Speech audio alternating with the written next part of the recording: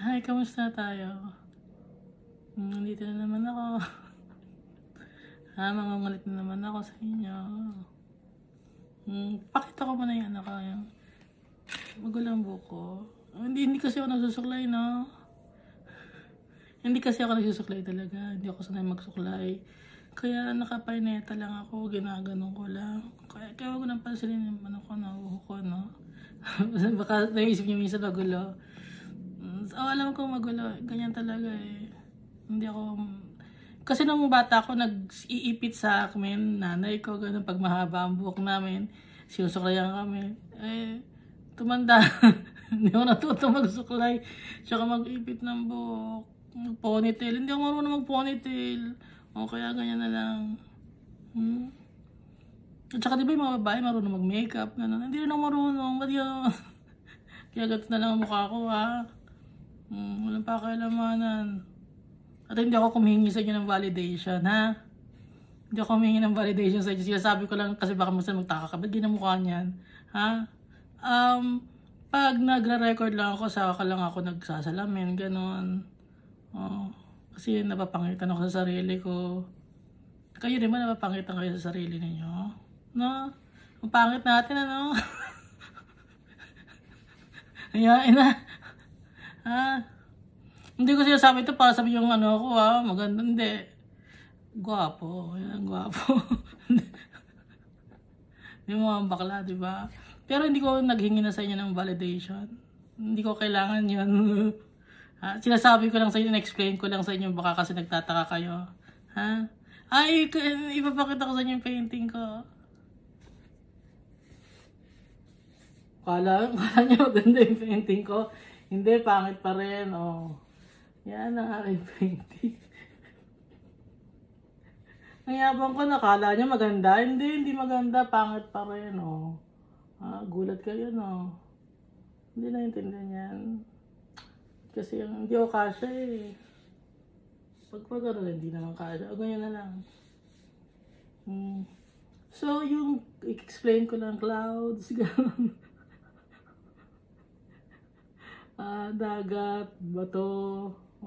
Meron ditong parang flowers sa ilalim. Yan, malayong ano bang tawag dyan? Parang breakwater, malayo. Alalayan ba kayo? Basta, ganyan. Gusto ko ganyan eh. Napakalaman na.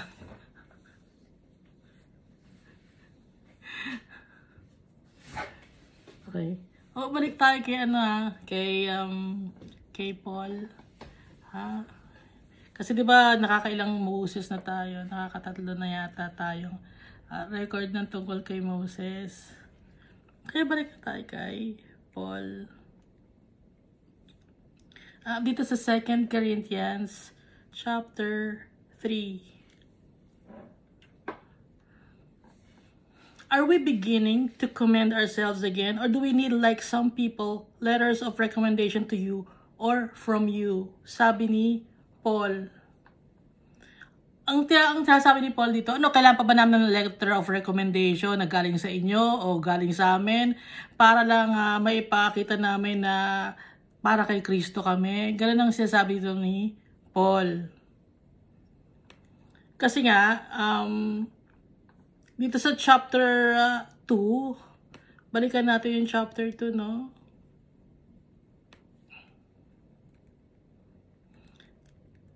Sinasabi dito ni Paul na, kasi nga di ba pinagalitan niya yung mga taga-Corinth, kaya sabi patawarin yung mga nagkasala, at saka meron tayong victory dahil kay Christ.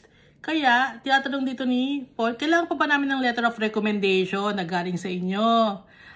Kailangan ba namin ng validation from you or kailangan pa ba namin ng may iba pang tao na magpatunay na talaga kaming tagapaglingkod ni Jesus Christ? Ang sabi dito, tapos dinugtong dito ni Paul, you yourselves are our letter written on our hearts, known and read by everyone. So, tayo to na mga Kristiyano, na tayo mismo yung letter written sa puso nila na tayo ang binabasa ng mga tao, tayong pamumuhay natin ang nakikita ng mga tao kung talagang kay Christ tayo o hindi. Dito sinasabi ni Paul. Kaya dapat bilang isang Kristiyano, follower ni Christ, ipamuhay natin kung ano man ang pamumuhay na ginawa ni Jesus Christ. Gayahin natin si Jesus Christ. Ay, tsaka add ko nga pala, no? May nakita kasi ako sa Facebook nakalagay, what's proselyte, gano'n. Yung proselyte, nag-ihikayat ng mga tao na mag-iba ng religion, okay? Or mag-iba ng parin ng political line, gano'n. Yun ay ibig sabihin ng proselyte. Ako, hindi ko kayo hinikayat na mag-iba ng religion. Stay lang kayo dyan sa religion niyo. Ha? Hindi ko naghihikayat na mag-iba kayo ng religion, magganto kayo ng religion, sumapi kayo sa ganyan. Wala, hindi ko kayo hinihikayat. Hinihikayat ko kayo, magbasa ng Bible, magtiwala kay Jesus Christ, tsaka kay Almighty Father. Sila lang ang sambahin natin, sila lang ang pagtiwalaan natin. Hindi ko kayo hinihikayat mag-iba ng religion. Dahil pag nagtiwala tayo kay Almighty Father tsaka kay Jesus Christ, yung buong buhay natin, yung pagkatao natin, may iba. Hindi na natin kailangan pa, kasi ang religion hindi naman nakakaligtas yun eh. Ang makakaligtas sa atin ang nakalagay sa Bible, si Jesus Christ. Pag magtitiwala tayo sa Kanya kasi siya ang ating Savior, si Jesus Christ. Wala nang iba. So kaya nga, gayahin natin si Jesus Christ. Dahil pag isinabuhay natin yung example na ginawa ni Jesus Christ, unti-unti tayo magiging kagaya ni Jesus Christ sa pamumuhay. Mapagkumbaba, laging nagdadasal, mapagmahal sa tao. Ganun ang gusto ni Almighty Father. Kaya nga naging sample si Jesus Christ. You show that you are a letter from Christ, the result of our ministry, written not with ink, but with the Spirit of the living God, not on tablets of stone, but on tablets of human hearts. So sabi ni Paul dito, yung resulta ng kanyang pag-share ng Word of God, yung resulta ng kanyang ministry, ang resulta nun ay yung mga followers ni Christ. Tayo yon, na tayo yung salita ni Almighty Father hindi nakalagay sa isang tablet or sa isang papel, hindi nakalagay, kundi sa nakalagay yon sa puso natin. Okay? Kaya nga yung Bible, importante yung Bible, no? Pero yung Bible mismo na papel, nasisira yun, nabubulok yun, di ba? Pero ang importante doon, yung salita ni Almighty Father, yung loob mismo ng Bible. Kaya kahit na gumamit ka ng laptop or mobile phone, doon mo kukunin ng salita ni God, no? Dahil nga wala kang Bible, pwede yon. Okay? Kasi yung iba nagsasabi, walang Bible yan, ginajudge. Ginajudge yung ibang Kristiyano. Ay, walang Bible siya. Doon lang siya sa cellphone kumukuha ng Bible or sa laptop, sa internet lang. Bali, wala yung Bible na papel. Kung hindi mo isasabuhay yun, kung hindi mo binabasa yun, kung hindi, props mo lang, papakitang tao mo lang. Hindi, dapat ipapamuhay natin. Kahit wala kang daladalang Bible, kung paano ka makipag-usap sa tao, kung paano ka magpakumbaba, yun ang importante. Kung paano nila makikita si Christ sa'yo, sa puso mo. Yun ang importante. Kaya lagi tayong magbabasa ng Bible at saka laging magpe-pray. Kasi sa puso natin nakalagay, o kaya nga dito, you show that you are a letter from Christ, the result of our ministry, written not with ink, but with the Spirit of the living God, not on tablets of stone, but on tablets of human hearts. So sa puso natin ilalagay yung mga pangaral sa atin ni Jesus Christ, tsaka ng mga apostles na nakasulat dito sa Bible. Such confidence we have through Christ before God, not that we are competent in ourselves to claim anything for ourselves, but our competence comes from God. Sabi ni Paul, confident siya Dahil kay Christ. Dahil si Christ ang nagbibigay sa kanya ng wisdom and knowledge para i-share sa mga tao ang mga turo ni Jesus Christ. Okay? We are competent not in ourselves, but our competence comes from God. Okay? Yung talino natin, yung wisdom natin, pag nag-share tayo ng Word of God, hindi naman galing sa atin yun kundi galing yun kay Christ, kay Jesus Christ. Kasi nasa sa atin ang Holy Spirit. Ipapakita ko lang sa inyo, no? Kasi, si Almighty Father, pag pinili ka niya na mag-share ng Word of God, wala namang dahilan siguro mabait siya, kaya siya piniling mag-share ng Word of God. Siguro, ganito ang buhay niya, kaya siya pinili na mag-share ng Word of God. Minsan, walang dahilan, okay? Walang dahilan. Gaya nitong si Bezalel at saka si Oholiab. Basahin muna natin sa Exodus chapter 31.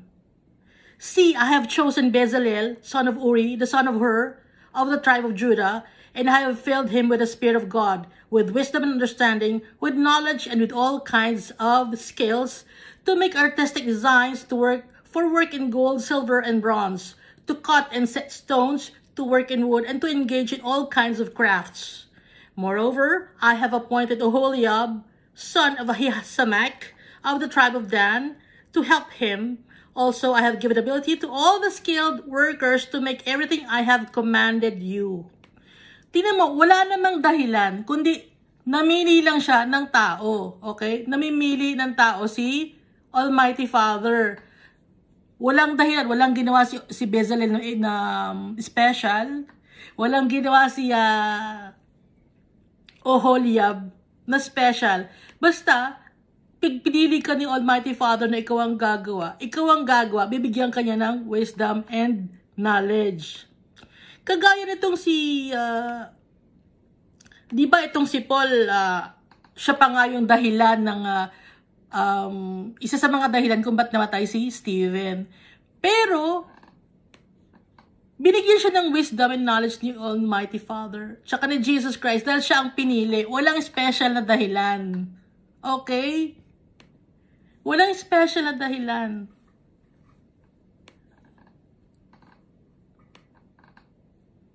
Dahil yung mga wisdom and knowledge na yon, na tinuturo ni Paul, galing yung kay Almighty Father, tsaka kay Jesus Christ. Walang special na dahilan dahil sa matalino si Paul. Hindi siya matalino, okay? May alam siya sa Bible.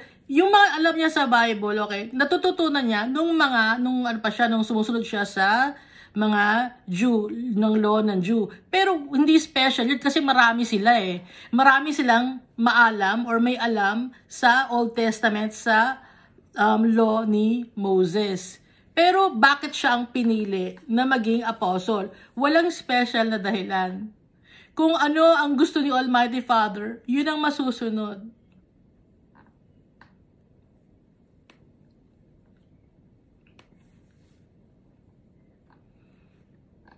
Kaya nga dito sabi ni Paul, such confidence we have through Christ before God, not that we are competent in ourselves to claim anything for ourselves, but our competence comes from God. Kaya siya marunong, kaya siya maalam, dahil kay Almighty Father, dahil kay Jesus Christ, kaya siya may confidence, dahil siya yung pinili, walang dahilan na special, wala. He has made us competent as ministers of a new covenant, not of the letter, but of the Spirit. For the letter kills, but the Spirit gives life.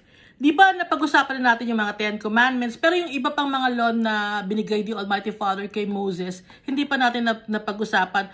Pero yung sinasabi ito ng, the letter kills. So yung letter, yung 10 Commandment, di ba may mga kaukulang parusa, eye for an eye, tooth for a tooth, ganon. Diba? Pero nung dumating na si Jesus Christ, hindi na ganon. Hindi na ganon. Mamahalin na natin ang kapwa natin. Papatawarin na natin. Kasi yung Old Testament, yung bigay ni Almighty Father na law kay Moses, dun time na yon, wala pang existing na matibay na law nung time na yon. Kaya si Almighty Father, nagbigay siya ng law kasi nga yung mga tao, nagkakagulo na kung ano-ano na ang pinaggagawa. Kaya binigyan sila ng guidelines, ng basic guidelines. Inisa-isa ni Almighty Father para matuto yung mga tao kung ano ang dapat nilang gawin. Kasi minsan niya very specific pa yung sinasabi ni Almighty Father sa law na binigay niya kay Moses. Pero nung dumating si Jesus Christ, yung law na yon na-revise. Okay? Na-revise yung law na yon. Kasi nung dumating si Jesus Christ, hindi na mamamatay ang mga tao. Kundi, dumating ang Holy Spirit, but the Spirit gives life. Magkakaroon tayo ng life, magkakaroon tayo ng pag-asa na mapatawad. At yung, kasi nga yung Old Testament, yung law ni Moses, nakakapatay yun, ano. Gusto nyo makita ba yung isa sa yung mga sample ng law ni Moses? Gaya nung iwi-whip ka, alam mo yung iwi-whip? Or bibigyan ka ng lashes, paparusahan ka ng madaming papaluin ka sa likod pag may kasalanan ka, ganon. Ngayon, dahil dumating na si Jesus Christ, hindi na ganon. Pwede nang mapatawad kahit na hindi ganon ang mangyari na patawad, na papatayin. Kasi nga, inaako na ni Jesus Christ lahat. Siya na yung pinako, siya na yung naging kriminal kahit wala siyang ginawang kasalanan. Siya na yung flagellate, okay? Si Jesus Christ na lahat ang umako para sa kasalanan natin, para ma-save tayo.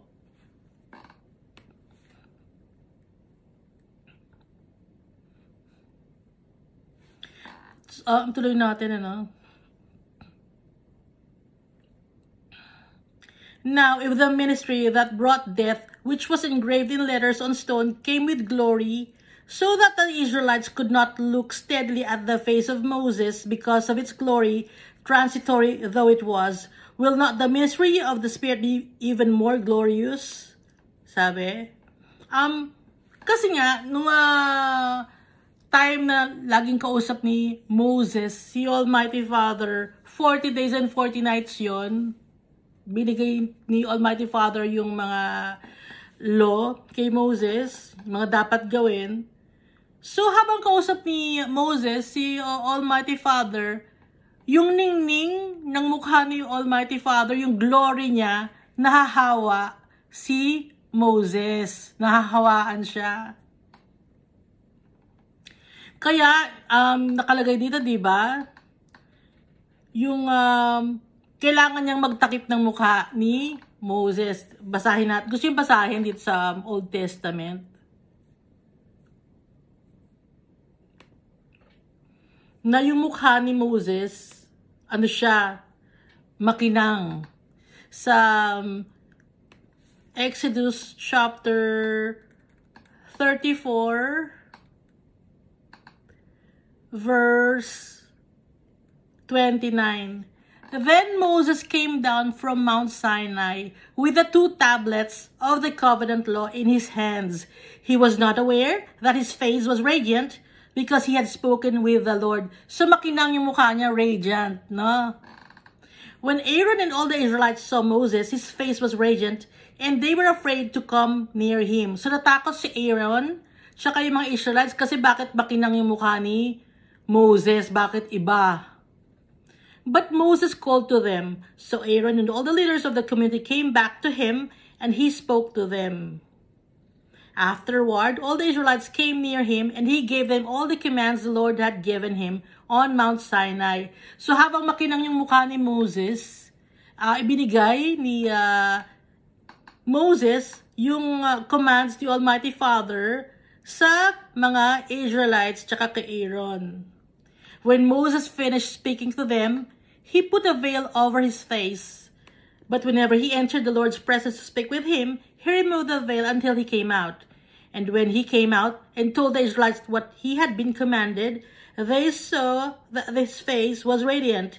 Then Moses would put the veil back over his face until he went in to speak with the Lord.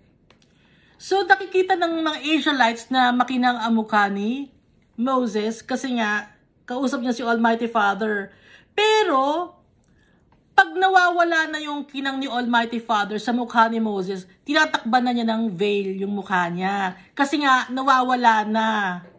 Okay? So, ano siya yung, para pagtiwalaan siya ng mga tao, ayaw niyang makita na nawawala yung glory ni Almighty Father sa mukha niya.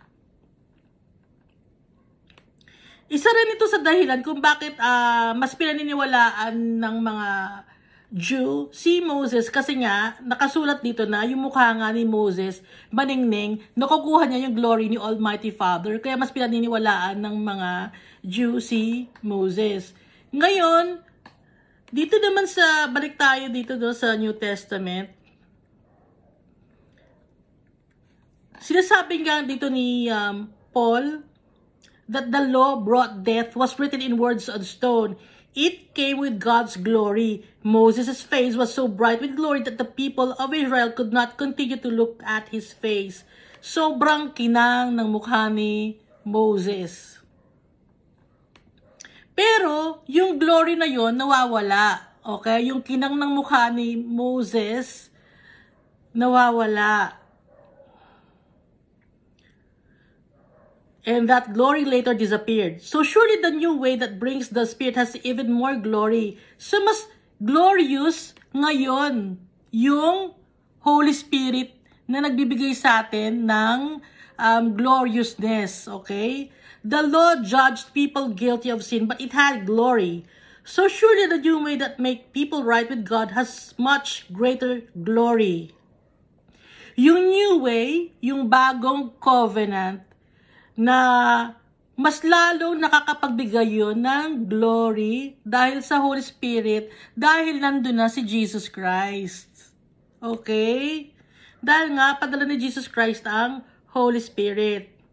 Ituloy natin na, that old law had glory. Yung dating law na bigay ni Almighty Father, may glory yun. Okay? But it really loses its glory when it's compared to the much greater glory of this new way. Pero nawawala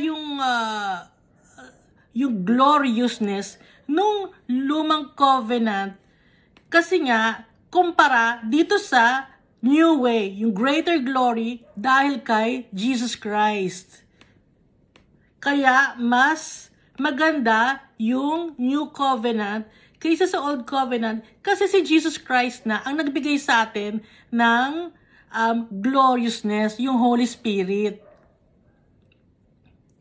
If that law which disappeared came with glory, then this new way which continues forever has much greater glory. So itong new way from Jesus Christ, mas greater ang gloriousness na binibigay nito kumpara sa old way or old covenant. Okay? Kasi yung new covenant with Jesus Christ, forever na to. Yung kay Moses na binigay ni Almighty Father na law, na-revise yon. So, hindi forever yon. Ngayon, yung revised version, etong kay Jesus Christ, forever na to. Kaya ito ang panghahawakan natin.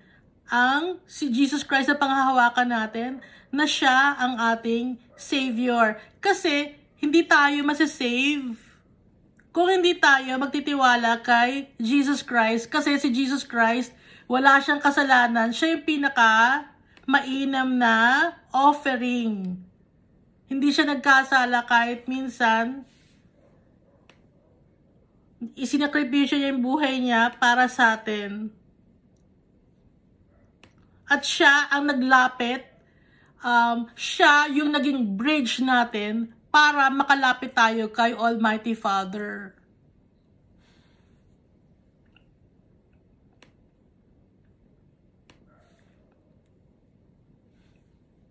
Tuloy natin na, therefore, since we have such a hope, we are very bold. Matapang tayo, courageous tayo, may hope tayo dahil kay Jesus Christ sa New Covenant na binigay niya. We are not like Moses who would put a veil over his face to prevent the Israelites from seeing the end of what was passing away. Kasi nga, di ba, si Moses, pagpawala na yung gloriousness sa mukha ni Moses, tinatakban na niya yung mukha niya ng veil. Kaya hindi tayo kagaya ni Moses, nagtatakip na tayo ng mukha. Hindi na natin tatakip. Kasi si Moses yung time na yun, pag nawawala yung gloriousness ni Almighty Father sa mukha, inuulit ka lang na, nagtatakip siya ng veil. Ayaw niyang makita ng mga Israelites na nawawala yung gloriousness ni Almighty Father sa mukha niya.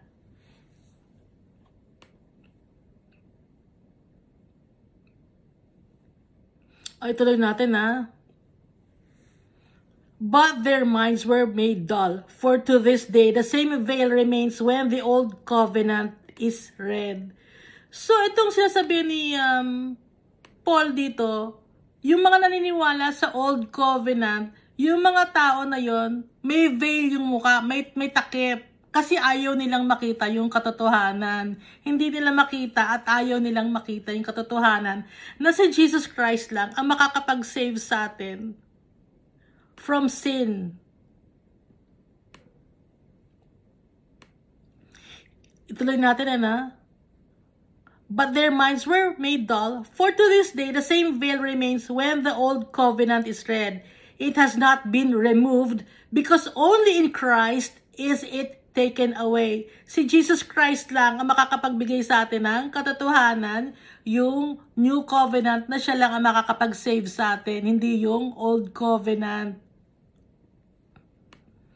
Even to this day, when Moses is read, a veil covers their hearts. So yung mga taong hindi naniniwala kay Jesus Christ, yung puso nila may takip, may veil pa rin. Hindi nila makita sa mata, sa puso, hindi nila makita kasi ayaw nilang buksan ang puso nila. But whenever anyone turns to the Lord, the veil is taken away. Pag isinusuko natin ang buhay natin kay Almighty Father tsaka kay Jesus Christ, yung takip na yon, yung veil sa puso natin, veil sa mukha natin, sa mga mata natin, nawawala, nabubuksan ang mata natin, nabubuksan ang puso natin. Now the Lord is the Spirit, and where the Spirit of the Lord is, there is freedom. So, since nasa atin ang Holy Spirit, bumaba na ang Holy Spirit, pinadala ni Jesus Christ, meron na tayong freedom. And we all who with unveiled faces contemplate the Lord's glory are being transformed into His image with ever-increasing glory which comes from the Lord who is the Spirit. So ngayon tayo, yung dahil bukas ng puso at isipan natin, wala nang veil, unti-unti tayo nagtatransform ng kagaya ni Jesus Christ into His image with ever-increasing glory which comes from the Lord. Unti-unti tayong nababago dahil kay Jesus Christ sa padala niya ng Holy Spirit. Dahil nga, binuksan natin ang puso natin kay Jesus Christ na siya ang ating Savior and Lord.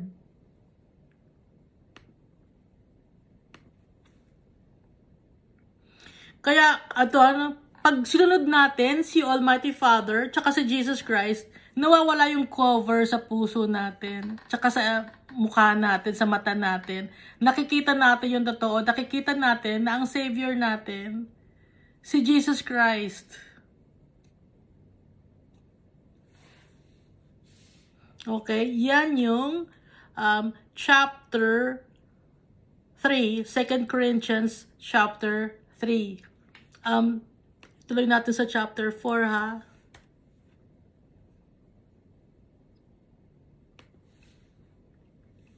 Second Corinthians chapter 4. Therefore, since through God's mercy we have this ministry, we do not lose heart.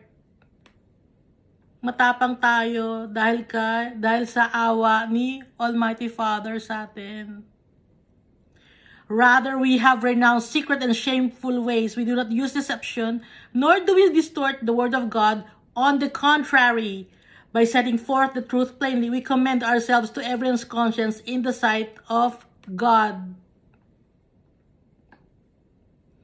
Hindi na tayo, dahil nga tinanggap din natin si Jesus Christ sa puso natin, na wala na yung veil sa puso natin, tsaka sa mata natin. Si Jesus Christ na ang mamamayani sa puso natin. Yung mga shameful ways, yung mga kasalanan natin, nahuhugasan yun, nawawala yun. At iniiwasan na natin gawin ulit. Kasi nga, bukas na ang puso at isipan natin na magtitiwala tayo kay Jesus Christ. At hindi tayo gumagawa ng panloloko or iniiba natin yung Word of God para lang makahikayat ng tao. Sabi ni Paul. Dahil sabi nito, we teach the truth plainly. Walang labis, walang kulang. Kung ano ang nasa Bible, yun ang itinuturo. Para makita ng mga tao, yung totoo, para makita ng mga tao na yung mga apostles, truthful, yung totoo ang ituturo galing sa Bible. Dito ko basahin sa ibang version ha. This is how we show everyone who we are, and this is how they can know in their hearts what kind of people we are before God. Pag nasa sa atin na si Jesus Christ, malalaman ng tao kung anong, ng ibang mga tao, na baka magtaka sila, no? Ba't iba na si ganyan? Dati ganyan siya. Ba't nagbago siya? Bakit naiba siya? Naiba tayo dahil kay Jesus Christ. Nagkakaroon tayo ng hope. Nagkakaroon tayo ng peace, nagkakaroon tayo ng love, nagkakaroon tayo ng faith. Dahil kay Jesus Christ, kaya naiiba tayo. At dahil pinapasok natin si Jesus Christ sa puso natin through the power of the Holy Spirit, sa atin siya nananahan, naiiba tayo. Nagiging kagaya tayo ni Jesus Christ, paunti-unti. Hindi agad-agad kasi nga nasa flesh tayo. Pero paunti-unti, nababawasan ang mga ginagawa nating kasalanan. At dahil nga sa Holy Spirit, alam na natin kung ano yung mga tama at mali at mga kasalanan na hindi natin dapat gawin.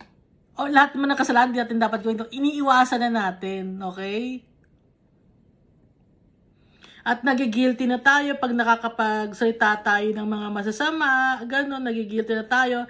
Kasi dati nung hindi tayo follower ni Christ, in any religion to nung hindi tayo, or in any denomination, nung hindi tayo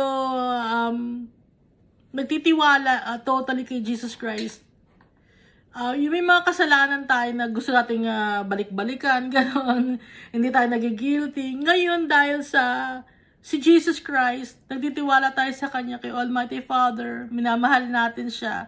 Kung ano yung ayaw ni Almighty Father, dapat ayawan din natin.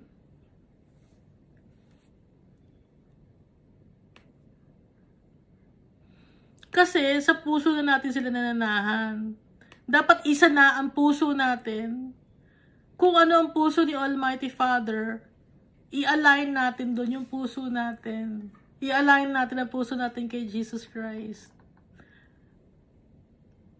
Para paunti-unti,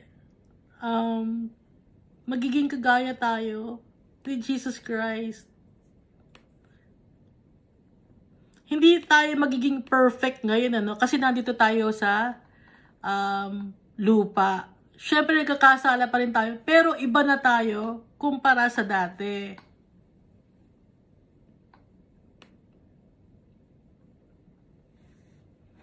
Para makita ng mga ibang tao yung pagkakaiba ng hindi nagtitiwala kay Jesus Christ at yung mga nagtitiwala kay Jesus Christ. Makikita ng mga tao yon.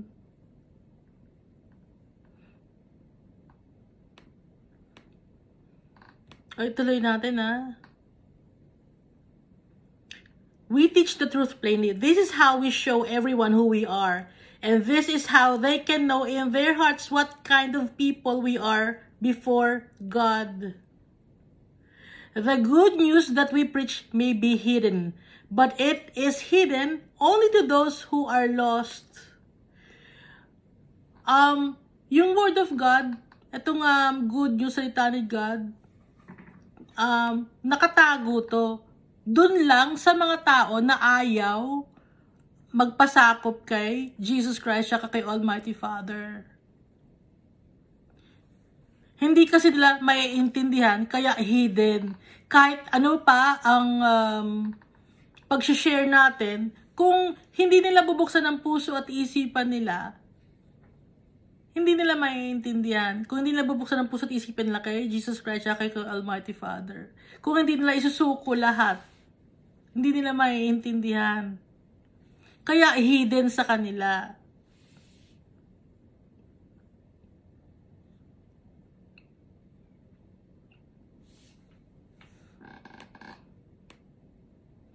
Ituloy natin And even if our gospel is veiled, it is veiled to those who are perishing. Okay? Yun. Kasi ibang version yun sa ito NIV. Ituloy natin sa NIV. The God of this age has blinded the minds of unbelievers so that they cannot see the light of the gospel that displays the glory of Christ, who is the image of God. Si Christ, siya ang image ni Almighty Father. Kasi siya ang anak ni Almighty Father. Walang kasalanan. Kaya image, si Christ, kasi si Jesus Christ, wala siyang kasalanan. Hindi siya nagkasala. Kaya nga yung sinasabi nitong, yung mga, may mga tao kasi na binubulag ni Satanas, okay? Nabubulag sila, yung puso at isipan nila, nabubulag. Hindi nila nakita yung liwanag ng salita ng Diyos. Kasi mas gusto nila manatili sa dilim, gusto nila manatili na hindi babuksan ang puso nila, ayaw nila magtiwala kay Jesus Christ at kay Almighty Father kasi pag nagtiwala sila sa isip nila, baka yung mga dati nilang kasalanan, hindi na nila magagawa, gusto nilang yung kasalanan na yun. Kaya gusto nilang manatili sa dilim, kaya hindi nila makita yung totoo, hindi sila, wala silang hope. Puro pagpapayaman, puro kung ano-anong ginagawa ng pamalayo kay Almighty Father. Kasi ayaw nila. Dahil gusto nila sa dilim manatili. Gusto nila yung ginagawa nila. Nasasarapan yung flesh nila. Nasasarapan yung mata nila.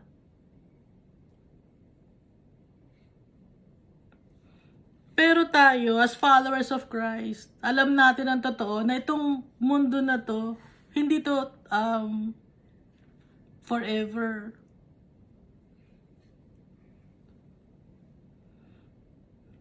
Alam nating may life after death.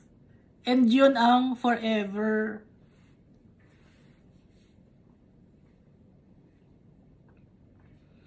Patuloy natin For what we preach is not ourselves, but Jesus Christ as Lord, and ourselves as your servants for Jesus' sake.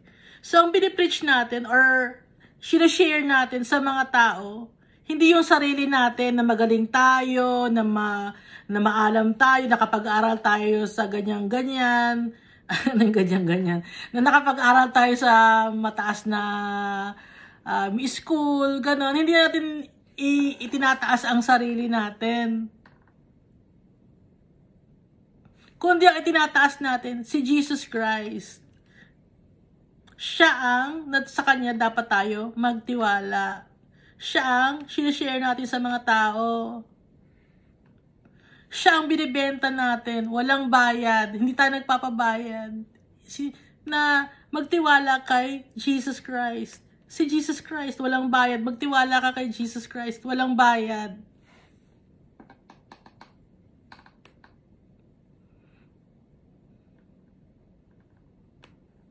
Makaka-gain ka pa pag magtiwala ka kay Jesus Christ.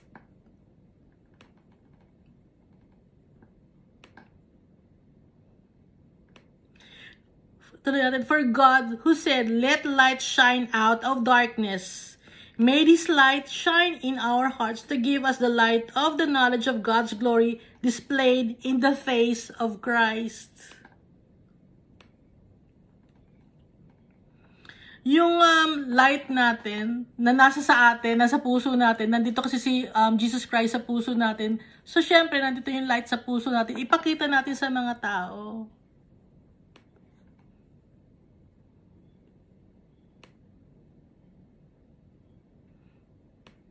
I-share natin sa mga tao.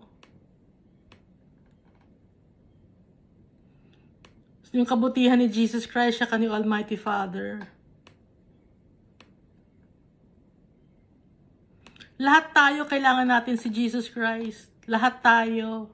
May mga tao lang na hindi nila matanggap na si Jesus Christ kasi nga binulag na sila ng kaaway. At saka, gayang may veil sila sa puso at sa isip nila at sa mata nila.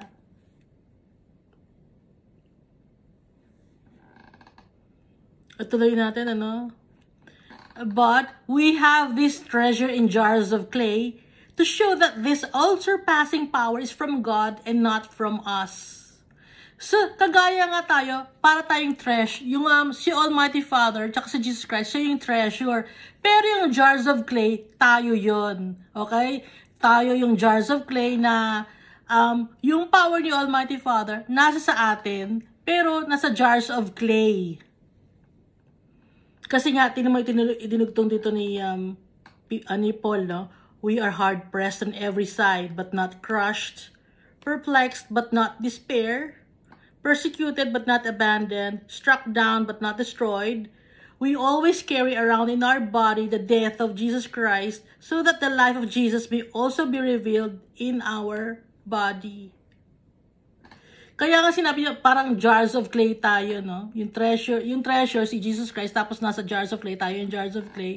Kasi nga, mayroong mga persecution, naguguluhan tayo, may nangaaway sa atin, dahil follower tayo ni Christ, may nangungutya sa atin, merong iniiwan tayo, or inaayawan tayo dahil follower tayo ni Christ. Alam niyo ba yun? Follower, parang ano yan, hindi yan magandang kasama, hindi magandang kabanding. Boring yan. Pag nalamang follower ni Christ, ay boring yan, hindi natin yan bate. Kasi nga, iba nga ang palakad dito sa mundo. Pero kahit ganon, hindi tayo nawawala ng pag-asa dahil may nagmamahal sa atin. Dahil yung treasure nasa puso natin, si Jesus Christ nasa puso natin. Kahit ano pang sabihin ng mga tao, kahit ano pang gawin nila sa atin, hindi tayo panghihinaan ng loob. Kasi nasa sa atin si Jesus Christ. Siya ang kalakasan natin. Ulitin ko We are hard-pressed on every side, but not crushed, perplexed, but not in despair, persecuted, but not abandoned, struck down, but not destroyed. We always carry around in our body the death of Jesus, so that the life of Jesus may also be revealed in our body. Lagi natin dadala si Jesus Christ sa puso natin. Para naman makita ng ibang tao na kahit na binipersecute tayo, kahit na sinasaktan tayo, kahit na may mga problema, hindi tayo natatalo, hindi natin alam, kahit di natin alam ang gagawin natin, hindi tayo nag-give up. Di ba dumarating ba kayo sa punto na gano'n, na ang daming problema, pero hindi tayo papatalo, go lang ng go, dahil kay Jesus Christ. Hindi natin alam ang gagawin natin minsan, di ba? Pero hindi tayo nag-give up, kasi meron tayong tiwala kay Jesus Christ. May nang-away sa atin, pero Alam natin hindi tayo iiwan ni Almighty Father. Sinasaktan tayo, pero hindi naman tayo nasisira. Sinasaktan nila tayo, di ba? Mga follower ni Christ. Hindi tayo nasisira kasi yung kalakasan natin, si Jesus Christ nasa puso natin. Lagi nating dadala yon. Kahit saan man tayo magpunta, nasa sa puso natin si Jesus Christ. Ako minsan, inaamin ko, nawawalan din ako ng pag-asa, na rin ako, na nalulungkot din ako. Pero, hihingi ako ng kalakasan kay Jesus Christ. Pag nagpe-pray na ako, masaya na ako, ganon. Dahil si Jesus Christ ang kalakasan ko. Kayo rin, ang kalakasan nyo rin, si Jesus Christ. Kasi follower tayo niya. Alam natin si Jesus Christ, malakas siya. Kaya kung malakas siya, tayo rin malakas kasi nasa puso natin siya.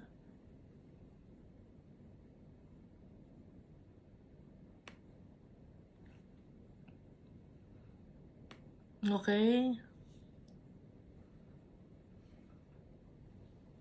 So then, ano ba to?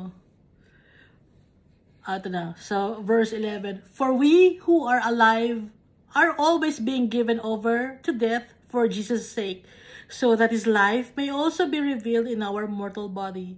So then, death is at work in us, but life is at work in you. Ito naman sinasabi dito ni Paul, death is at work in us. Kasi nga, itong si Paul, lagi siyang nakukulong, ganon. Lagi siyang napapersecute, lagi siyang ina-abandon. Siyempre, nabubugbog din siya. Pero kahit ganun, patuloy pa rin siya na pag-share ng Word of God. Nang sa ganun, yung mga follower ni Christ, magkaroon ng lalong, para magkaroon lalo ng faith kay Christ. Kasi, but life is at work in you. Lalong nagsusumigasig ang mga tao, ang mga follower ni Christ.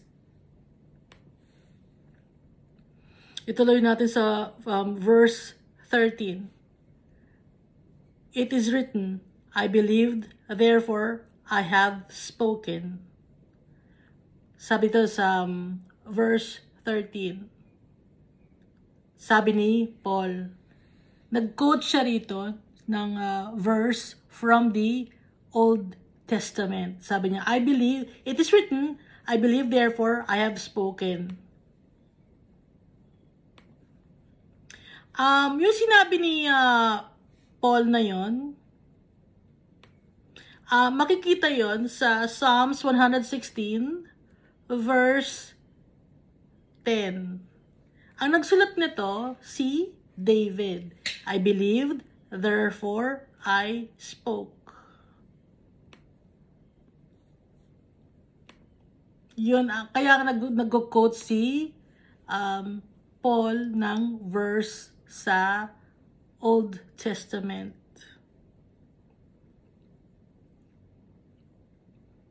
Kasi I believe, naniniwala ako, kaya sinasabi ko. Yun ang sabi ni Paul. Na galing sa sinasabi ni David dito sa Psalms. Since we have the same spirit of faith, we also believe and therefore speak. Kaya nga naniniwala tayo, kaya nga sinasabi natin. Yun ang sinasabi ni Paul.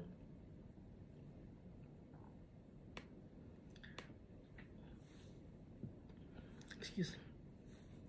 Because we know that the one who raised the Lord Jesus from the dead will also raise us with Jesus and present us with you to Himself.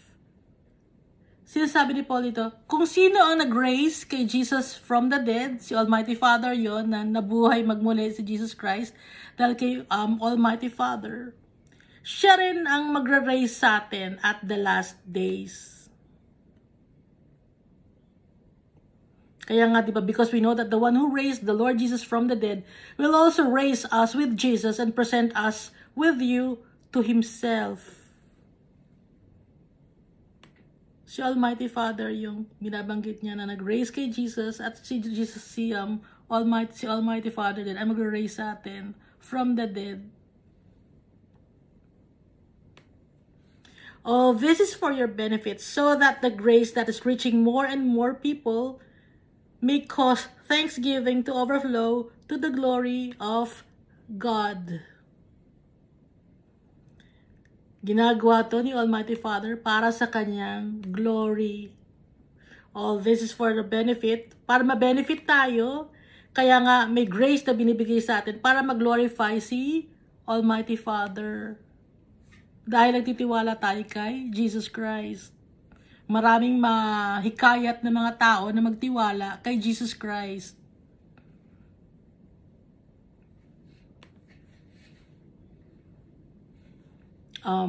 Verse 16, therefore, we do not lose heart. Hindi tayo nawawalan ng pag-asa. Though outwardly we are wasting away, yet inwardly we are being renewed day by day.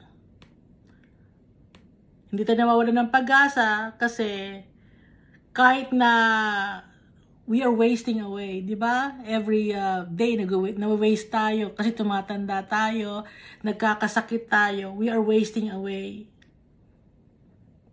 Pero inwardly, sa puso natin, we are renewed day by day. Habang nagtitiwala tayo, habang patagal na patagal tayo nagtitiwala kay Almighty Father, nare-renew day by day yung faith natin kay Almighty Father tsaka kay Jesus Christ, kahit na yung physical body natin ay na-waste away.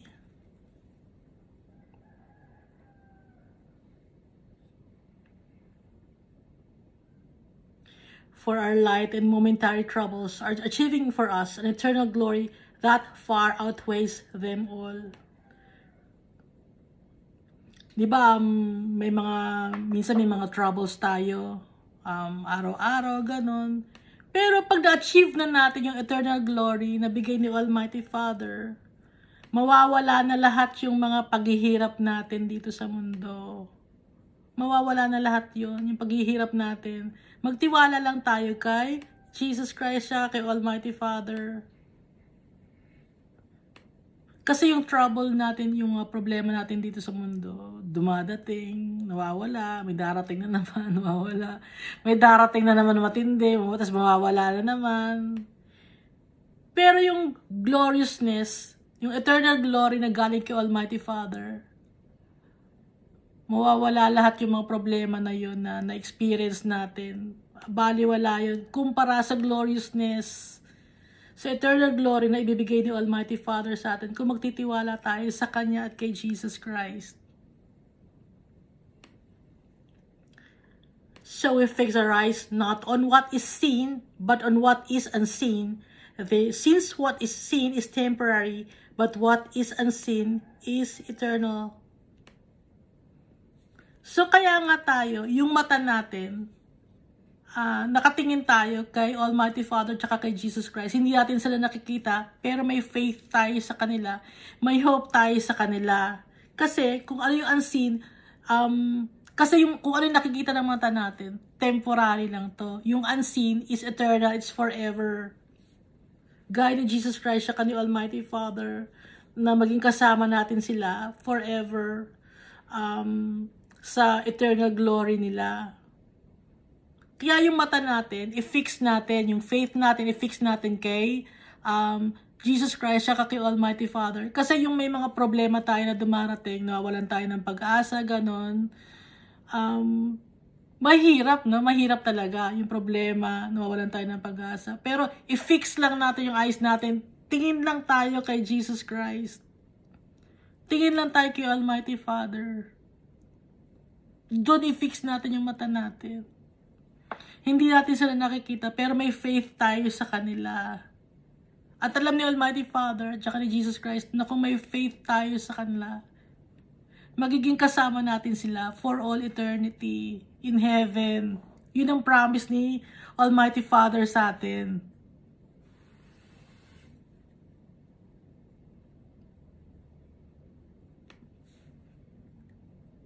Okay? Yung hindi nakikita ng mata, yun ang forever. Yung mga nakikita ng mata natin dito sa mundo, nasisira to, nananakaw, nabubulok, at tumatanda, gano'n.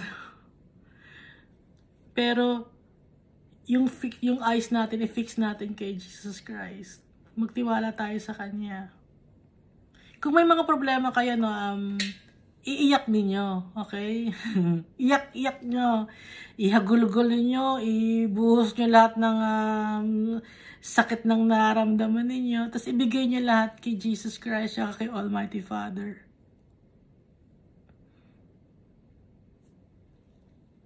Tatay natin si Almighty Father, pwede natin siyang iyakan kung anong problema natin. At magbibigay siya ng solusyon, magbibigay siya ng faith sa atin, ng kalakasan ng loob, magiging courageous tayo. Dahil matapang si Almighty Father, matapang si Jesus Christ, at sila ay nasa puso natin. Kung nasa puso natin sila, magiging ganon din tayong katulad nila.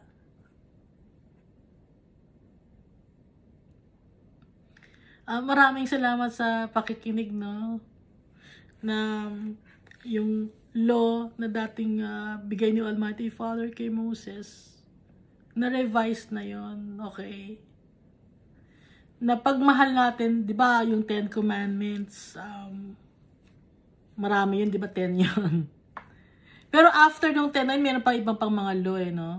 Pero kung isa-sum up mo lahat, yung law na yon, di ba, love the Lord your God with all your heart, with all your soul, with all your might and mind. Yung itodo mo na, lahat-lahat. Kung mahal mo si Almighty Father, sa Kanya na nakapokus ang mata natin, yung mga ibang mga kasalanan, hindi mo na magugustuhan eh. Kasi sa Kanya na eh, kung mahal mo talaga siya eh. Kung mahal mo talaga siya, hindi mo ka na magkikipag-away. Kung mahal mo siya, hindi mo na, hindi ka na magnanakaw, hindi mo na makakaisip ng masama. Kasi mahal mo si Almighty Father, ayaw mo siyang masaktan. So ang sum up nun is si Almighty Father, yung pagmamahal natin sa Kanya. Susundin natin siya para makasama natin sila for all eternity in heaven. Kasi yun naman talaga yung grand master plan, ang makasama tayo nila sa heaven.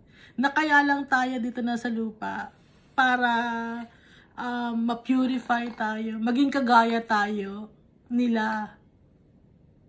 Kaya tayo dumadanas ng mga trials, tribulations, and temptations. Para maging matapang tayo, maging katulad tayo nila. So parang, kung nandito tayo sa testing site, hindi to pagalingan eh, no? Ang tawag dito yung mamahalin si Almighty Father. Yun lang, mamahalin siya. Pag minahal natin siya, lahat sakop na yun. Magiging matapang na tayo. Mamahalin natin yung kapwa-tao natin. Magtitiwala tayo sa Kanya, kahit ano pang mangyari. Kung mahal natin si Almighty Father, yun yung summary. Pagmamahal ni Almighty Father para ma-save tayo. Makasama natin sila. Maging katulad tayo nila. Thank you and God bless us all. Patuloy tayo mag-pray at saka magbasa ng Bible. Yung pagbabasa ng Bible, ilalagay natin sa puso natin. Hindi natin ilalagay sa isip natin, sa puso natin. Doon natin isulat sa puso natin. Kasi baka kung sa isip natin mawala, no, makakalimutan mo na. Kung sa puso mo nakalagay na alam mo na mamahalin mo si Almighty Father, na siya ang susundin natin. Yun lang naman yung summary nitong Bible, mahalin si Almighty Father. Pag mahal na, sakop na lahat. Hindi na tayo maghahanap pa ng ibang Diyos. Okay? Dahil ang Diyos talaga natin na makapangyarihan sa lahat, si Almighty Father. At para maligtas tayo, magtitiwala tayo kay Jesus Christ na padala ni Almighty Father sa atin. Dahil siya yung mainam na alay. Di ba doon sa Old Testament para mapatawad yung mga tao, may nag-aalay sila ng mga animals. Ngayon, dahil nga si Jesus Christ, ibinigay na niya yung buhay niya sa atin, siya na yung alay. Hindi na tayo kailangan pang magsunog na iba pang mga, wala tayong dapat pang gawin na magsunog or kung ano bang lumuhod na wala na. Si Jesus Christ na pagtiwalaan natin. Okay? God loves us all very much.